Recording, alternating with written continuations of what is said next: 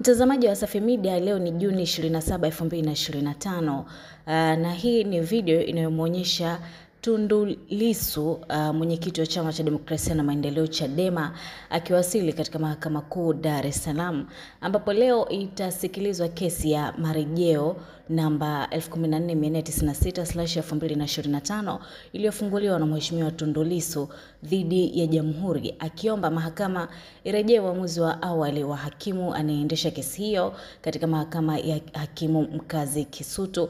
Na uamuzi huo ambao Tundu Lissu anataka urejelewe ni kuhusu kutumika kwa mashahidi wa siri ambao watatoa ushahidi wao kwa siri. Hicho ndio kitu ambacho Tundu Lissu anakipinga, na hivyo akaamua kufungua kesi hiyo katika Mahakama Kuu Dar es Salaam. Sisi kama Wasafi Media tutakujuza kwa karibu kuhusiana na kinachoendelea na kitakachojiri. Mimi naitwa Nezia Morris na hii ni Wasafi Media.